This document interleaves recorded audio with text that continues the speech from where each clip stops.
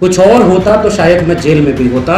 अभी मैं जेल से बाहर हूँ, केवल नौकरी से बेदखल किया गया। लेकिन आज इस देश में अगर आप मुसलमान हैं तो आपको इस बात की गुनहगार के तौर पर देखा जाएगा जो गुनाह आपने किया ही नहीं।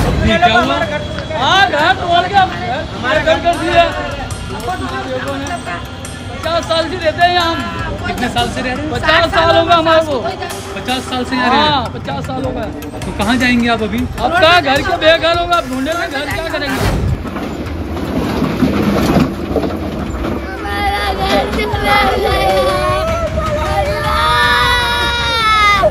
नरेंद्र मोदी साहब का एक बड़ा चर्चित बयान है। बयान ये कि मीम बने बड़े उस पे कि झूठ बोलो, बार बार बोलो, कई बार बोलो, तो वही वाली स्थिति गोदी मीडिया ने अख्तियार कर ली थी।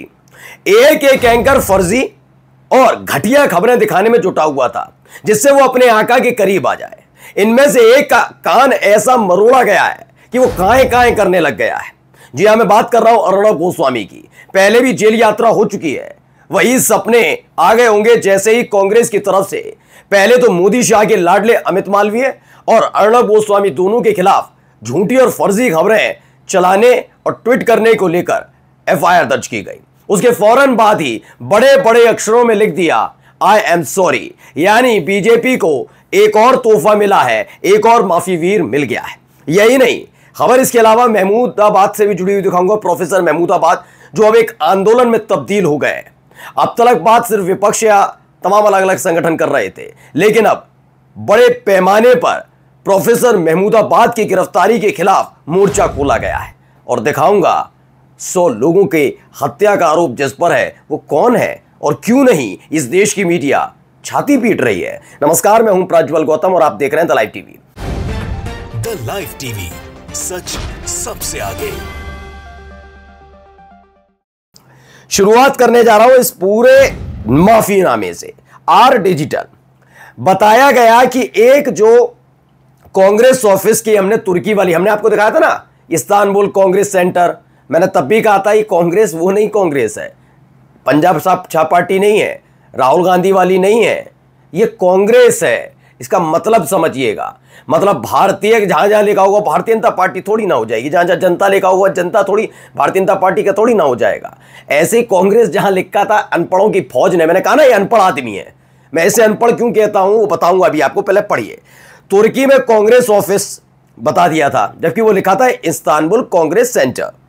उन्होंने कहा ये गलती मेरी नहीं है, मैं तो पढ़ा लिखा हूं, मैं तो प्रबुद्धजीवी हूं, बस मन नहीं था, वरना मैं तो आईएएस पीसीएस बन जाता। इस समय आईएएस नंबर 1 रैंक हासिल होती, इससे बड़ा पढ़ाकू कोई आदमी नहीं था। ये अपने आप को साबित करना चाहते हैं तो सारा ठीक रह के इस बार फोड़ दिया। एक वीडियो एडिटर है वो जो डिजिटल डेस्क पर बैठता है, उसकी वजह से टेक्निकल एरर हुआ और उसने वहां पर वो फोटो लगा दी। मैं मानता हूं, चलिए हो जाता है, वीडियो एडिटर से हो गया। और जो तुम चीख चीख कर बता रहे थे, ज्ञान की पंजीरी बांट रहे थे, उसका क्या? वो भी एडिटर ने कान में आकर फसफसाया था कि सर प्लीज ये बोल देना। तो ये माफीनामा वीडियो एडिटर के जरिए अर्णब गोस्वामी की साख बचाने का है, और साख बचाने का नहीं है, वो तो बची नहीं है, जेल जाने से रोकने का। वो क्यों है मैं भी आपको दिखाऊंगा। पहले आइए देखिए, हर जगह वही बात। एमॉक ने भी लिखा, रिपब्लिक टीवी आया और घुटनों पर बैठ गया और अब माफी मांग रहा है, जिसमें अर्णब गोस्वामी ने एंटी कांग्रेस प्रोपेगेंडा चलाया था। मैं कहता हूं बख्शना नहीं है, मैं बार बार कांग्रेस से कह रहा हूं, क्योंकि आपके साथ लोग इसीलिए खड़े हैं क्योंकि अब हद पार होती जा रही है। क्योंकि एक होता है फर्जी और एक होता है फर्जीपन की हद पार कर देना, और उस पर भी सीना चौड़ा करना। सुशांत सिन्हा जैसे पत्रकार कर रहे हैं कि एक दो खबर अगर चल गई गलत तो क्या ही हो गया, तो क्या ही हो गया नहीं, क्यों चली प्रोपेगेंडा, क्यों चलाया, इसका जवाब इनसे पूछना, इनके कान मरोड़ने हैं, वरना साथ आपका भी कोई नहीं देगा और आपको भी आने वाली पीढ़ी याद रखेगी। ये कांग्रेस पार्टी के लिए स्पष्ट मैं कह रहा हूं, ये नहीं कि बाद में ये आए और उन्होंने चरण चाटुकारिता शुरू की, उन्होंने कहा चलो कोई बात नहीं, भूल चुक लेनी देनी। ये खेल नहीं चलना है, पूछना है सवाल जैसे अभी पूछ रहे हैं। तो छोड़ने के मूड में तो मुझे लगता भी नहीं है कि है कांग्रेस पार्टी। माई हीरो नाम के है ट्विटर हैंडल से लिखते हैं, अगर कांग्रेस के राहुल कंवल की तरह अर्णब गोस्वामी की बंद कमरे की माफी स्वीकार कर ली तो मैं भविष्य में कांग्रेस के किसी नेता का समर्थन नहीं करूंगा। मैंने कहा ना, आपसे यही उम्मीद रख रहे हैं। अब तो देखिए तमाम लोग भी कह रहे हैं, मैं ही नहीं कह रहा, मैं बार बार आपसे 3 दिन से कह रहा हूं, उनको छोड़ना बख्शना नहीं है। इस बात को लेकर कि हाँ ना, जिन्होंने इस देश के एक एक चीज को लेकर झूठ बोला, माहौल खराब करवाया। पहलगाम आतंकी हमले के बाद जिन्होंने गंदगी उगली उन्हें बख्शना नहीं है, वरना फिर ध्यान रखना अभी सत्ता से अभी 10, 12, 15 साल के लिए गए, फिर कभी नहीं आ पाएगी कांग्रेस पार्टी, क्योंकि यही उनका आधार तय होगा कि राहुल गांधी क्या कह रहे थे, क्योंकि ऐसे लोगों ने बहुत बेड़ा गर्क किया है समाज का, देश का। अब संदीप सिंह लिखते हैं अर्णब गोस्वामी एंड कंपनी ने एक बार फिर थूक कर चाट लिया, कितना गिरोगे मीडिया वालों कितना। दरअसल मैं इस आदमी को अनपढ़ क्यों कहता हूं, अर्णब गोस्वामी को तो मैं बताता हूं, पहलगाम आतंकी हमले के बाद ही इसने अपना प्रमाण दे दिया था कितने बड़े चाटुकार हैं, और इन्होंने प्रमाण दे दिया था कि अनपढ़ किस्म के हैं। आज आप वीडियो एडिटर पर फोड़ लीजिए, ठीक रहा कि वीडियो एडिटर की गलती है, लेकिन आप वहां पर चीख रहे थे, बता रहे थे कि इस्तांबुल कांग्रेस सेंटर, आप खुद भी सोच सकते थे लेकिन नहीं। याद करिए जब पहलगाम आतंकी हमला हुआ उसके बाद इन्होंने महबूबा मुफ्ती की पार्टी से एक पीडीपी के नेता को बिठाया और उनको यह ज्ञान दे रहे थे कि जम्मू कश्मीर में जो है स्थिति, जम्मू कश्मीर में पुलिस किसके अंडर है। उन्होंने इनके कान ऐंठ दिए कि आपको नहीं पता केंद्र सरकार के अंदर आती है, जहां केंद्र शासित राज्य होता है वो उस जगह की पुलिस गृह विभाग के अंदर अमित शाह के अंदर आती है। मुंह छोटा सा रह दिया गया था। तो ये कितने पढ़े लिखे हैं ये समझ लीजिएगा। तो कितना ही इन्हें पता होगा इस्तांबुल कांग्रेस सेंटर का मतलब क्या। ये टीपी देखकर पढ़ने वाला और सिर्फ चीखने वाला एंकर है। आइए, इसमें अपूर्व लिखते हैं अमित मालवीय और अर्णब गोस्वामी का टाइम खत्म। कर्नाटक में कांग्रेस के नेता राहुल गांधी की गरिमा ठेस पहुंचाने के मामले में अमित मालवीय और रिपब्लिक चैनल के संपादक अर्णब गोस्वामी पर गैर जमानती धाराओं में एफआईआर दर्ज हो चुकी है। इनकी झूठी प्रोपेगेंडा फैक्ट्री ने मर्यादा, नैतिकता और कानून तीनों की सीमाएं पार कर दी थी। हर बार कांग्रेस नेतृत्व को बदनाम करने की साजिश अब खुद के गले की फांस बन रही है। सिर्फ कानून ही नहीं, राजनीतिक चेतावनी भी है। झूठ फैलाओगे, लोकतंत्र पर हमला करोगे तो अंजाम भुगतना ही होगा। अब ये जवाब इनको देना होगा, क्योंकि इनके खिलाफ एफआईआर, ये देखिए एफआईआर की एक कॉपी देख लीजिए, ये एफआईआर दर्ज हुई है। अमित मालवीय और अर्णब गोस्वामी दोनों के खिलाफ ये एफआईआर दर्ज कर दी गई है झूठी और फर्जी खबरें चलाने के लिए। बस मैं तो कहूंगा वो जो ज्ञान दे रहा था ना उस दिन आकर अपनी वीडियो में, एक दो गलत खबर चली गई तो क्या ही हो गया, तो क्या ही हो गया ना, तुम्हारे भी कान ऐंठे जाएंगे आज के बाद तुमने किया तो ये। और मैं तो कहता हूं कि जितनी खबरें इन्होंने फर्जी चलाई उसे देश हित का मुद्दा बनाकर इनके खिलाफ, सबके खिलाफ एफआईआर दर्ज होनी चाहिए। इन सबको कम से कम मैं कहता हूं 100 दिन जेल की सलाखों के पीछे रखिए तकरीबन। यकीन बताकर चल रहा हूं, आपको याद है कोरोना काल आया था, कोरोना काल में लॉकडाउन लगा था। लॉकडाउन लगने के बाद आपको याद होगा, उसके बाद जब आप बाहर निकले थे लॉकडाउन खत्म होने के बाद, आबो हवा कितनी अच्छी हो गई थी, याद है।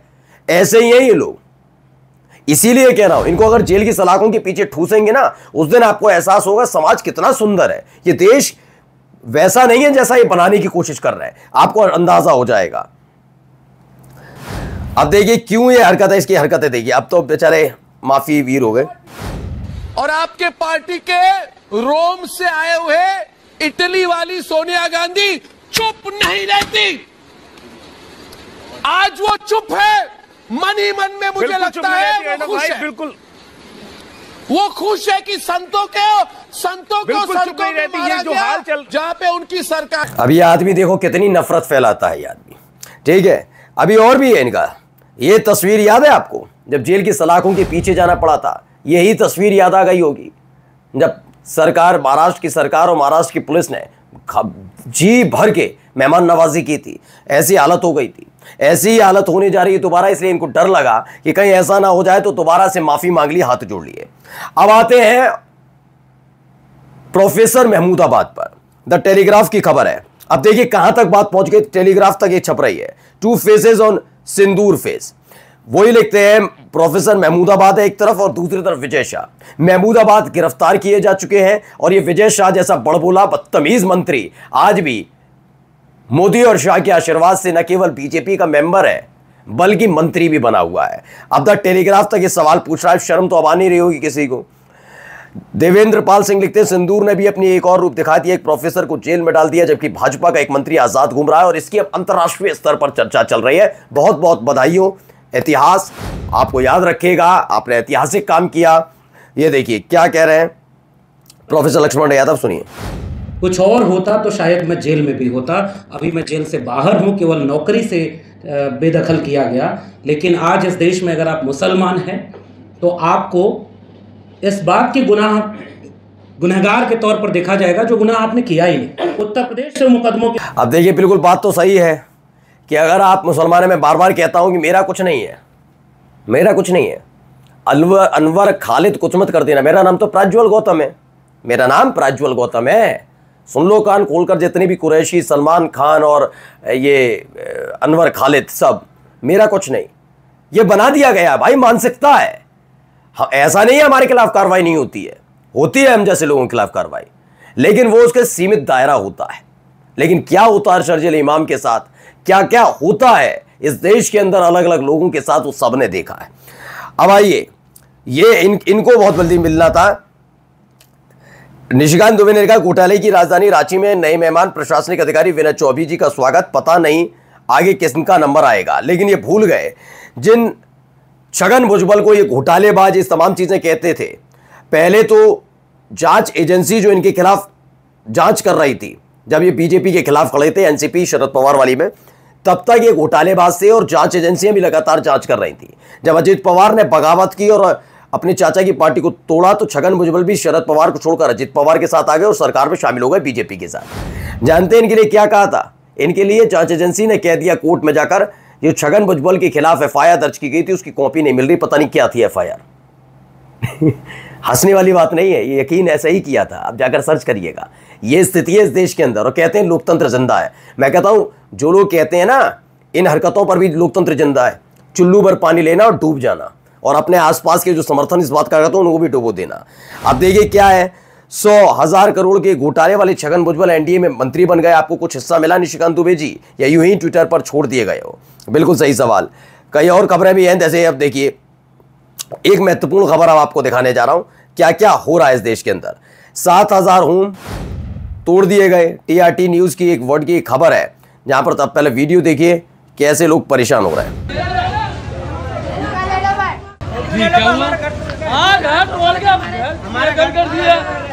घर तोड़ दिया गया इनका, क्योंकि ये बांग्लादेशी करार दिए जाएंगे, वरना अवैध है, कैसे भी करके हमें घर तोड़ना है। रोहिंग्या साबित हो रहे नहीं हो रहे, नहीं तो क्या करो बांग्लादेशी ना ना ना, वो भी साबित नहीं हुई तो इंडियन है। इंडियन है कौन, मुसलमान तो है ना, तो अवैध होगा इनका घर, अवैध बता दो।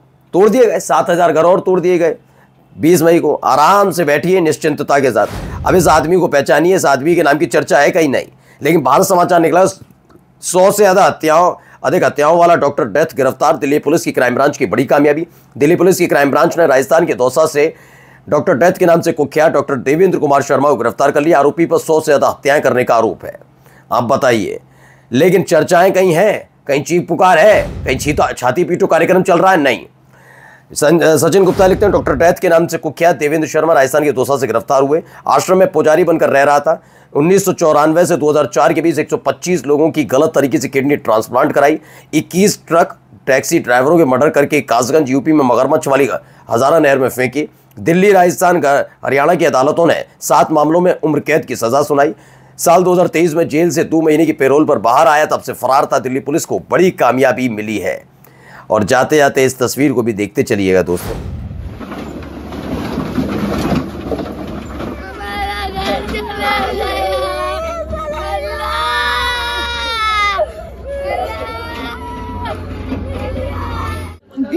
ये बीबीसी न्यूज की हिंदी की खबर है। गुजरात के अहमदाबाद, जहां की भी मैंने खबर दिखाई, चंडोला इलाके में अतिक्रमण हटाने की कार्रवाई। और बच्चों की इस पुकार को आप सुन लीजिएगा, सुनिएगा इस पुकार को और पूछिएगा, और कि आखिरकार जिनका परिवार नहीं होता, क्या वाकई उनको परिवार वालों की फिक्र होती है? ये सवाल क्यों पूछा है आप बेहतर तरीके से जानते हैं। नमस्कार। द लाइव टीवी, सच सबसे आगे।